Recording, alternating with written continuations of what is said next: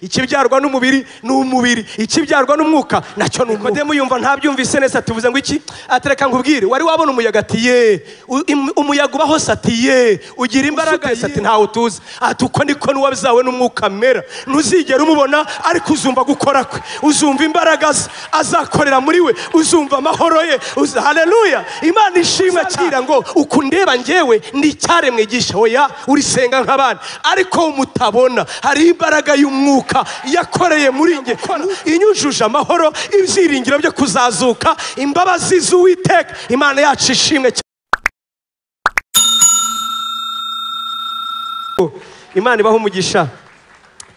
Abagalatiya ibice 6 umurongo wa 14 se bitwibutsa ko umunsi umwe amazina yacu azaba yanditse hari. Umusaraba ni ikimenyetso cy'ubuzima bwapfuye. Umusaraba nta kibi kiwurenza. Ashanegura inyigisho ivuga ngo Gorogota kera waricaga, abanyabyaha barahashiriye, ababyeyi barahaririye, nta numwe wagezeyo yigeze agaruka. Pilato yari yarabigize akamenyero, ari umucamanza wihaye identite y'ubugome yuko buri mwaka hicira ibihumbi by'abantu. Gorogota wari umusozi wo gupfa.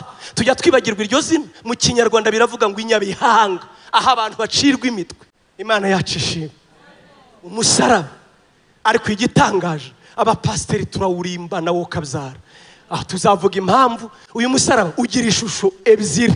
Kurya ubona nyine imbere hitwa ku rupfu, inyuma hakitwa ku isoko y'ubugingo. Oh haleluya! Umusaraba iyo haleluya haleluya. Mukristo ngo yavuye mu gihugu cyitwa Rimbukiro, abasomye igitabo cy'umugenzi, ngo agenda aremerewe n'umutwaro. Mu mvugo igaragara ngo wagaragaraga, ariko mu by'ukuri wari umutwaro utaboneka.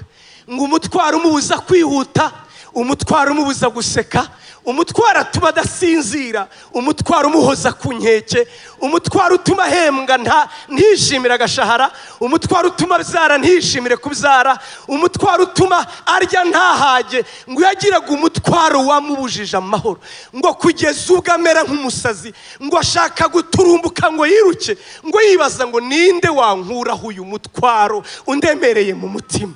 Ngo agira amahirwe ahura n'umugabo umwe witwa Mubwirizabutumwa, ngo amurangire inzira, aramubwira ngo wowe urushye, dore inzira, ngo uyikomeze udakebakeba, ngo izakugezaho umugabo uzagukuriraho uwo mutwaro.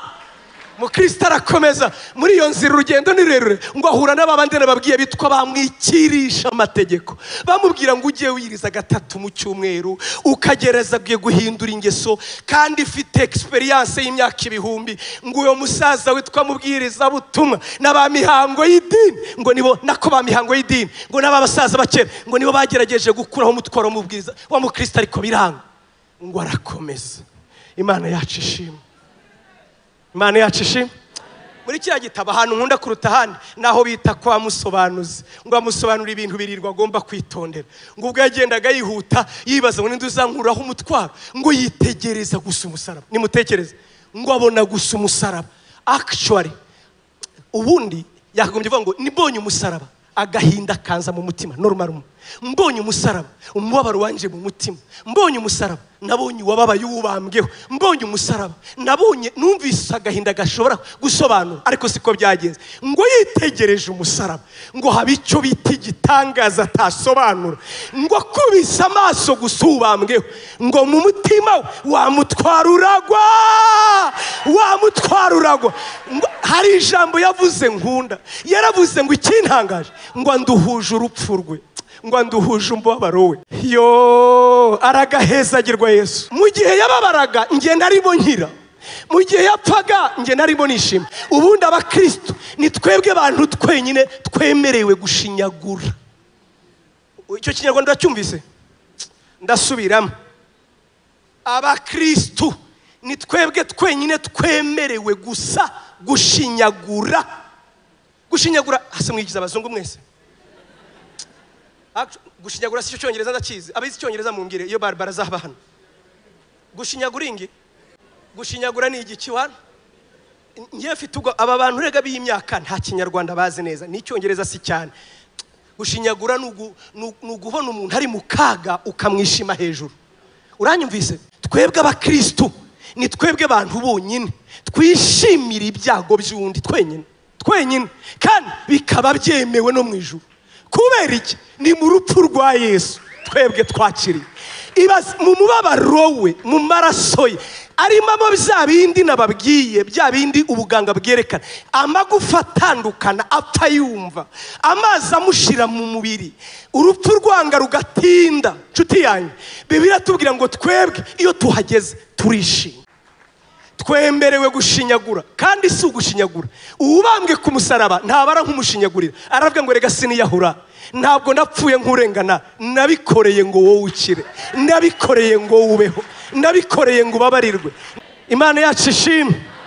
Gusa hari ikintu kibi nanga ku musaraba, nanga ni ukubambaho Yesu. Yarazutse bavandimwe.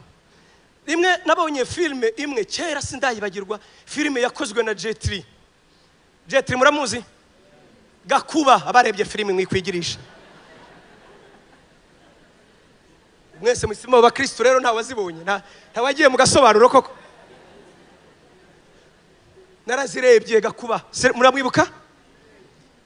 Yakinyo filime insigara mu mutima, hashize imyaka nka 20 n'indirenga, ariko byangumyemo numva binteye umutwaro.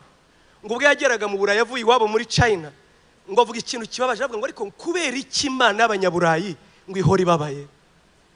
Kuki Imana y'Abanyaburayi, kuki Imana y'Abanyakisidanto ihora mu gahinda katajya karangira?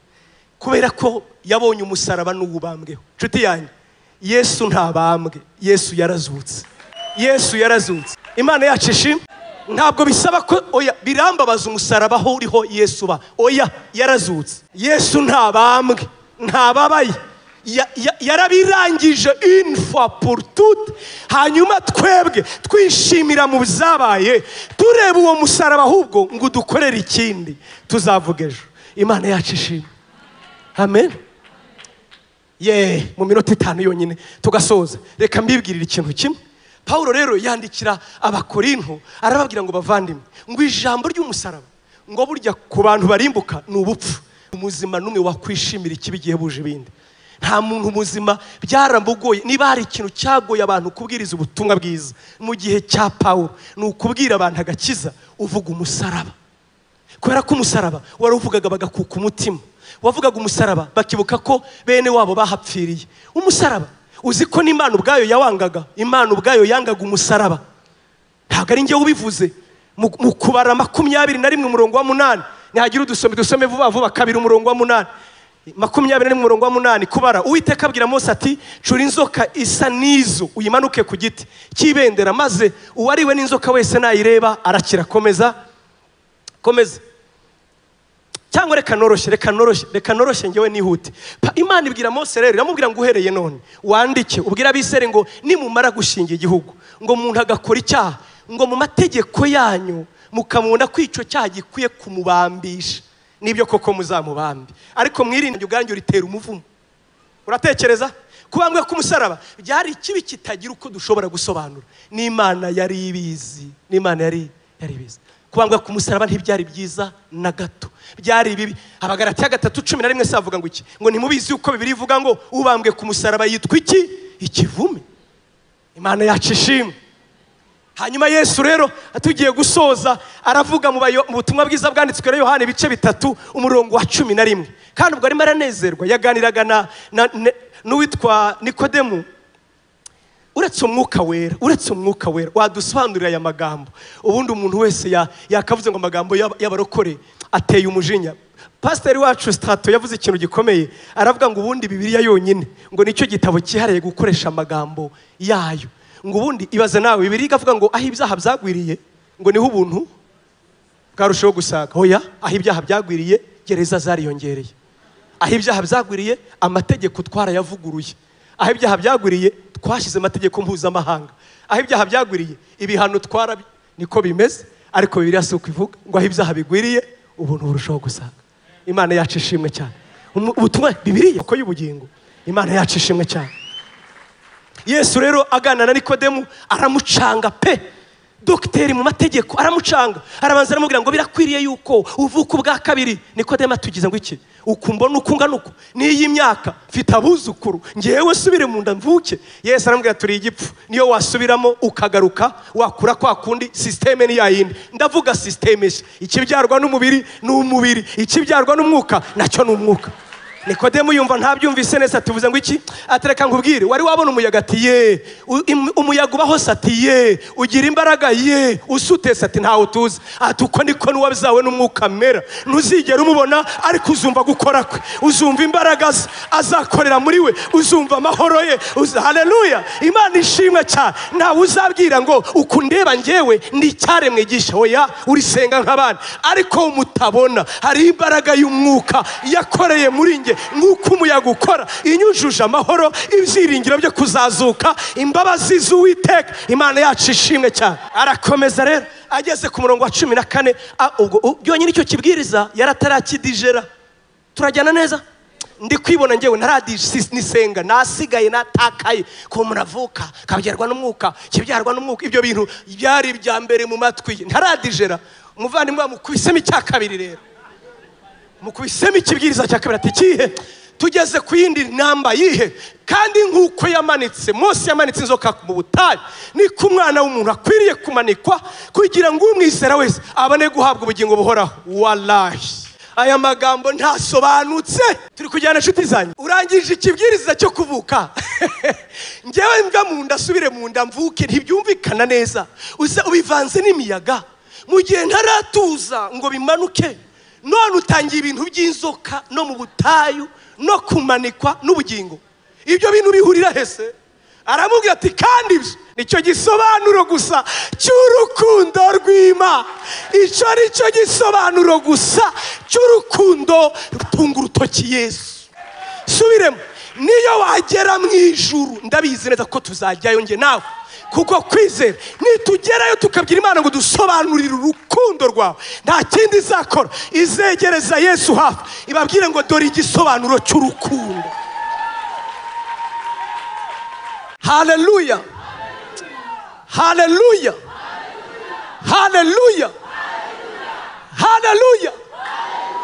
Nk'uko Mose yamanitse, aya magambo yarayazi neza Nikodemo, yamaze imyaka yigisha abantu.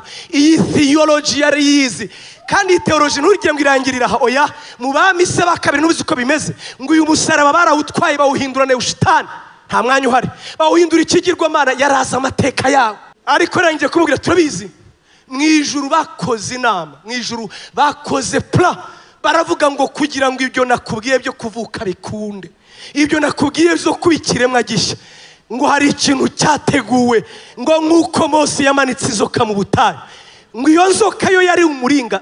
Yo pakesho sasa, ibi ndabikunze rero. Nejo utaje ejo utahiye Yesu. Ubwo ngubwo uzi inzoka mu butayu ngo isa na za zindi, apana ya yindi isa. Bibiri tubwira Yesu Imana yamuhinduye kuba icyaha, ariko ntiyigeze aba icyaha. Kristo Yesu utarigeze amenya icyaha yamuhinduye kuba icyaha, kugira ngo twebwe duhinduke gukiranuka kw'Imana.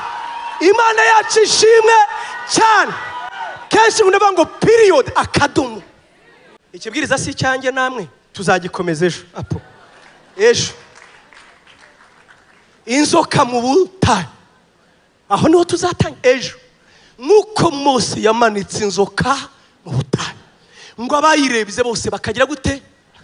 Subiremo ijambo nkunda kuvuga, uza bapfuye icyo gihe, uza bapfuye icyo gihe tuzakora imibure. Uza bapfuye icyo gihe uko bangana, bishwe n'ikintu cye, wakubuye amaso ukareba, ubundi ntiburenze iminota. Kuba bizi inzoka zo mu butayu ni 5 minutes ukaba urapfuye. Buzamuka wumva arimo arapfa, buramurya bugenda mu maguru abwumva, ntagishoboye kugenda. Kandi ubwo bivanze n'inzara n'inyota yatumye no kunanirwa, yatumye bitotomba inzara, bya bindi byose bibabaho. Za nzoka zirabatera, ihangane turafura ipantaro. Nguwo arimo arareba, ndapfuye, yererere izi nzoka. Ariko subu Mose n'Imana muragapfa. Uratekereza Mose n'Imana muragapfa, imikasiro nibazeho, shahu abana bacu twaragowe, nkawe twagukuye he, watuvana iki mu butayu, ubundi yo tuguma mu Israeli. Urabyumva? Nuko inzoka yemera murya tuye nabi, ariko nawe amaraso yanjye azakubeho. Uranyumva? Uranyumva ibintu arimo aratekereza. Hanyuma itangazo ati nyabuna nimwubura amaso gusa murebe ku giti, n'uwari urwaye wese nta kindi, ubura amaso urebe urakira. Witwa nde? Apana Ivan, ariko oya ubwo ndahita muhindura cye Eliyabu. Ivan we n'umukristo arakagira Imana. Eliyabu rero uyu nguyu Eliyabu, dore nanjye ndangije gukira, reba kuri ya nzoka imanitse, nayo ndebye umwuka ukarinda urangira brata. Nibisekeje ariko nibyo biba uyu munsi. Mbabwira ngo ntawe uzazira ibyaha bye, kuko twese twarabikoze. Turazira kudatumbira umusaraba gusa. Hagurukira rata Iva. Eliyabu twamusize hariya 11:33. Nkunda umutwe w'amagambo uravuga ngo ishimwe rikwiriye nyir'uburemye ukeshwa byose, ngo yarakoze kubumbira abantu bose mu byaha, ngo kugira ngo abone uko akiza bose. Nshuti zanjye ndabizi, nsubiremo, ngewe senga Emmanuel nzajya mu ijuru. We byakunaniye kubyizera, wirirwa uncira urubanza ngo ariko ubwo nguguye ningwa nzabyuka. Kugwa ubuse sinzi inshuro maze kugwa, ntabwo nshoboye, n'Imana ntiyazibara ndibaza. Ni nyinshi gweri, naraguye ko naguye, ariko Imana ihimbazwe. Wa mwanzi wanjye we winyishima hejuru, naho nagwa nzabyuka. Yampamagaye niyo kwizerwa, iyambashishije kwemera gutumbira umusaraba, nta kabuza aho tujya azangezayo, azarinda isezerano yampaye. Nshuti yanjye pakesho ejo dukomeza aho ngaho, nguko Mose yamanitse inzoka ku giti, nguyirebye wese agakira. Niyo mpamvu Paul yavuze nguyirebye, nibyo yamanitse inzoka, uyirebye wese agakira. Aravuga ngo uko ni ku mwana w'Imana azamanikwa ku giti. Hanyuma igitero, umutima w'igitero cy'ubutumwa bwiza kikaba muri 16, kuko Imana yakunze abari mu isi cyane, byatumye itanga umwana wayo ukeneye, kugira ngo umwizera wese atarimo, ahubwo ahabwe ubugingo buhora. 17 nkakunda we 17, kuko itatumye umwana wayo mwisi gucira bari mu isi urubanza, ngo ahubwo yamutumye kugira ngo bazamwizera bose bazakizwe nawe. Tuzaririmba ikibi gihebuje ibindi, Yesu Kristo yadukirishije. Tuzaririmba ikibi gihebuje ibindi, Kristo Yesu yadukishije. Imana ibaha umugisha, Imana ibaha umugisha, Imana ibaha umugisha. Amen.